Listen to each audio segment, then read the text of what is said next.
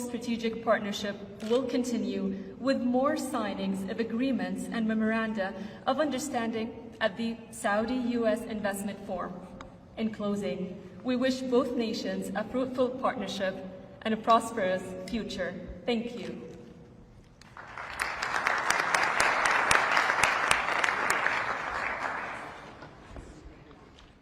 Trump, I invented the word groceries. Jake Tapper. Next up on our show, we'll talk more about Biden being senile. I don't know where you fall on this debate, but I am really, I already lost my shizzle over the whole. And first of all, a bunch of things have already been debunked from it. Apparently, Biden's old, which is the story. I heard anything other than normal. 82 with a stutter, Steffi. Did you know that? It's normal aging, is what he's describing. It's not a huge news story. There's not a huge decline cover up. As we keep saying, Reagan had Alzheimer's for almost his entire second term that they covered up. You know, Biden was on a bike again last week. I mean, it's. Anyway, I go. Oh, by the way, FDR just called in from history and said, I ran a country from a wheelchair for 12 years while defeating fascism, you mooks.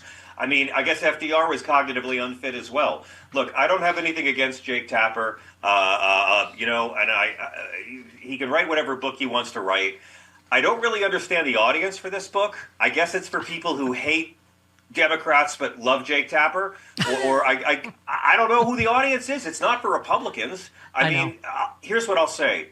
We can talk all day about how Joe Biden was old when he got elected and got older over 4 years. Yeah, I think we knew that. People are going to debate that forever. But the day this whole story comes out is the day that Man Baby is falling asleep in the murdering Saudis' castle. And we're talking about the guy who's not there anymore. Now, cognitively, I watched Joe Biden do that NATO summit press conference by himself. Donald Trump could not do it, would not understand it. And yeah, Biden was old. He was off his game, but cognitively he was there, and Trump couldn't have done it. So he didn't recognize George Clooney. Donald Trump thought a photo of the woman he was found to have sexually assaulted was the woman he dumped his first wife for. Yeah. And so, you know, can we just mention that Jake Tapper moderated that presidential debate almost 10 months ago, where the whole world changed and where Joe Biden did very poorly. But I want to remind your attractive listeners, Joe Biden was the fourth worst person at that debate. Donald Trump was worse. He told over 100 lies in 47 minutes. And the worst people in that debate were Jake Tapper and Dana Bash, who sat there while they invited us into their home and they allowed us to be lied to over and over. Steffi, you would not allow your listeners to have a guest lie to them hundreds of times and not correct the guest. So I was worried if something cognitively might be off with Jake and Dana after that. I'm hoping they're okay in their job. But let's never forget, Jake Tapper's moderation of that, and I like Jake Tapper, but his moderation of that debate was so useless, it should be studied in journalism school under how to fail the public. And now he wants a do-over by rewriting history in a hardback copy. This book is not for Republicans. It's for the attention-starved media class, desperately trying to chase a Fox News audience that will never love them and will never watch them. Jake Tapper could mow Donald Trump's lawn and Sean Hannity would still call him a Marxist. I love. You know it's true. Woohoo! That, this book is for people who click on Biden Dementia between My Pillow discount codes. That hit my G spot right there. Okay. Yes, there you go. Right there. Found it. Yeah, no, somebody said it, John. I mean, the whole part of the reason we're here is no one ever asks. Oh, pardon me. Asks Donald Trump a follow-up question. Like, just this thing yesterday. Donald Trump just called the new Syrian president a young, attractive, tough guy with a very strong past. That past was killing U.S. troops, civilians, women, and children. He's in Al Qaeda. We put a $10 million bounty on his head. I mean, and he's over there he's on a business trip for his company. Yes, I know. They believe nothing. They believe in power, Steffi. We got to stop being surprised by this. And the base is a cult. They'll believe anything. Look, if they wanted the border crossings to stop, they'd go after the employers who put up the help wanted sign at the border. Yeah. If they wanted the abortion rate to go down, they'd fight for sex ed and free birth control. They don't believe in anything except their own power. So why should he care that the new leader is an Al-Qaeda scumbag who used to kill Americans? By the way, this is Donald Trump. If it serves him, it serves him, and he's open for bribes. We were saying the circle of stupid closed when the Kid Rock shut down his stupid, what's the name of the restaurant? Honky Tonk something, big ass, whatever. Shut it down to avoid... Big ass honky tonk? Yeah. White trash and hepatitis, I think it's called. Yeah. Yes, the white trash hepatitis restaurant. Yeah. But he shut it down to avoid ICE raids. Is he going to get arrested? Like they're No, arresting they're all the never going to Democrats? go after the employers. This is how we have But to... he's helping illegal immigrants evade ICE. I'm like, yes, of course, but not my illegal and he immigrants. wore that ridiculous patriotic orgasm outfit, and they had the nerve to say Zelensky. Okay, I can't. Oh, anymore. please, listen, don't even get me started. Gonorrhea is terrified of catching Kid Rock. The fact is, though, Donald Trump is the only president we've had to have hired illegal immigrants in 2 different centuries to avoid paying a living wage to an American worker. Guys, if they wanted the border crossings to stop, they would start locking up the employers. Trump came out last month and said that in the agricultural sector, they're going to stop deporting people because they acknowledge that our economy is propped up by exploited, undocumented labor. These are Christian refugees, and white people have been groomed to call them illegals, and they're here working. We gave due process to Nazis before we deported them overseas when they were found in America. They want to do it for Nazis, but they won't do it for nannies. And none of them care about illegal immigration. They're just using the racism. They're never going to do anything to stop the people crossing the border because they need that workforce. Between the tariffs and the labor shortages, I mean, it's just... Yeah. They're filthy illegals, Steffi. Filthy illegals, these people. By the way, you mentioned his cult. Kerry posts, I just had a MAGA voter tell me people need to stop making fun of Trump's skin because he has a skin condition. And to hear that they're now believing that on top of everything else is proof they are truly past the point of no return. His skin condition is his makeup artist hates him. That's his skin condition. My God. His skin condition is he looks like a tragic old drag queen servicing drunks behind a 76 gas station. That's his, I mean, my goodness. I'm from Greenwich Village. I know elderly drag queens with better foundation skills. Yes. Yep. You finally, you blue skied pro-lifers who support the death penalty are like vegetarians who eat meat.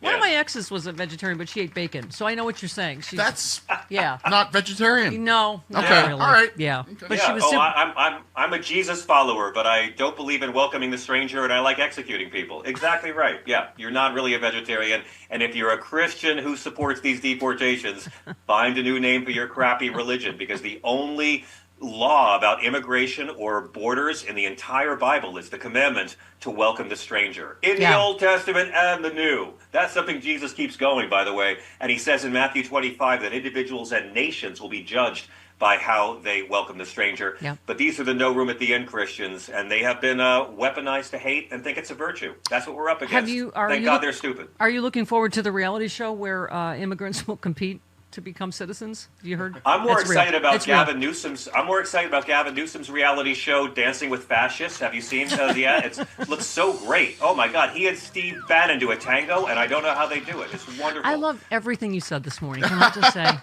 love you so much.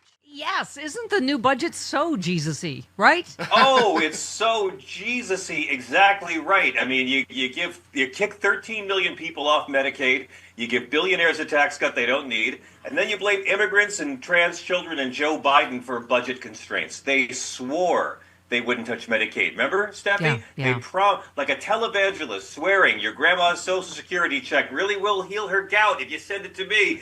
And then boom. Even Fox News is like, you know what? Yeah, we're evil. And their whole argument is, oh no, we're streamlining Medicaid. Like streamlining the fire department by letting the city burn and calling it urban renewal.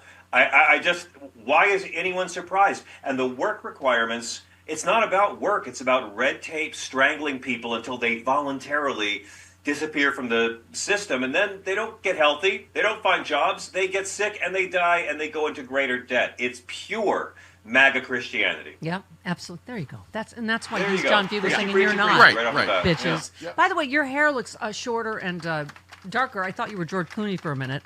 Well, I'm working in a different room today, and this is my wife's place. The light's a bit different in here. But yes, I had a haircut. I got to go out to Brooklyn and get my my author photo taken today. So that's why I'm here so early. Oh, yeah. cool. Could that be for the new book, Separation of Church and Hate? Could be. Coming out this summer, on sale right now. Get your copy before it's banned in Florida. Yeah, it's starting to get really crazy. And these book people, they're smart. They're not dopes like the TV people I'm used to. Exactly. So we are at a stupid part of the stupid timeline in which James Comey may be going to a gulag for seashells by the seashore, as we like to say, seashells by the seashore. The White House revealed a social media post by former FBI Director James Comey who was being taken seriously after it was interpreted as a call for President Trump to be murdered. Do you see it? The beach shells. First of all, I have that T-shirt because it meant vote him out, 8645. I have that. I couldn't find it, but I just went with my FU 45, which also could get me sent to El Salvador. But so if you go to Merriam-Webster Dictionary, 86 is slang for to throw out, get rid of, refuse service to. So that's what. Right. Yeah. He said, Comey said, I posted earlier a picture of some shells I saw today on a beach walk, which I assumed were a political message. I didn't realize some folks associate those numbers with violence. It never occurred to me, but I oppose violence of any kind, so I took the post down. Well, you've got everyone from Tulsi Gabbard to whoever on TV calling for him to go to prison. Yeah. Meanwhile, they're arguing to let Derek Chauvin out of jail. Okay? Yes. They're fighting to have they're literally, the Republican Party has done it. Marjorie Taylor Greene is on board. They're so evil, so racist, and so stupid, they don't understand that if Donald Trump really does pardon murderer Derek Chauvin, he just goes to do 22 years in a state prison in Minnesota. And I don't know if y'all know, state pens, not as nice as federal. So they're fighting to release a cop who's a murderer. This is all just nonsense with Comey. I mean, as awkward as it is to defend James Comey, because not my favorite thing to do.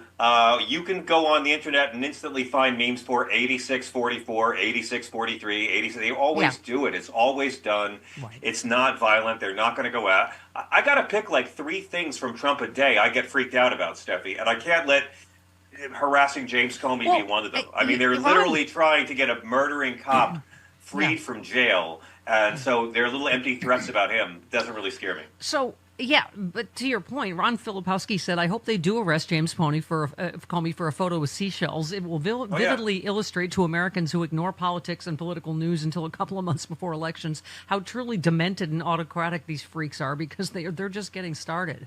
I mean, they're the illegals, by the way. When it's a 9-0 Supreme Court telling you to stop what you're doing, and your own lawyers admit in court that you've made mistakes, and you're not trying to get hearings, you're just kidnapping people and renditioning and trafficking them.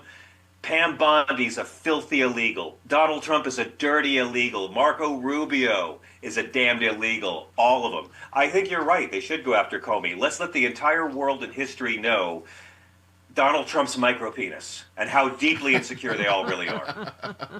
I mean, I made the point, this one on Twitter, the same people outraged over Comey's weird post were totally fine with Trump sharing a video showing an image of Biden tied up in the back of a pickup truck. Yeah. I mean, we read the quote of him literally talking about someone they should train guns at Liz Cheney's face. I mean, give me a break. I can't even remember all the times he's incited violence. Oh, hey there, it's Stephanie Miller. If you're like me and you love sharp political insight, pointy, you like it pointy and sharp, bold opinions, and a touch of humor to make sense of these crazy times, have I got some fantastic news for you. The Political Voices Network is now on Substack. This is your new go-to for the best in independent media. We're talking about my show streaming daily with episodes on demand, the fearless of journalism of Brian Karem, the brilliant side-splitting satire of John Fugelsang, the unrelenting working class advocacy of Rick Smith, and so much more. Here's the best part. Subscribing is so easy. You can join for free or go to the extra mile. Support these incredible independent voices by signing up for a full subscription starting at just $8. You'll get access to exclusive content, behind-the-scenes insights, and a chance to directly fuel fearless, unfiltered media. So what are you waiting for? Head on over to politicalvoicesnetwork.com. Hit that subscribe button and become part of the movement keeping truth alive in an era of corporate media overload. Every subscription helps, especially yours. One more time, that is politicalvoicesnetwork.com. Sign up now. Do it.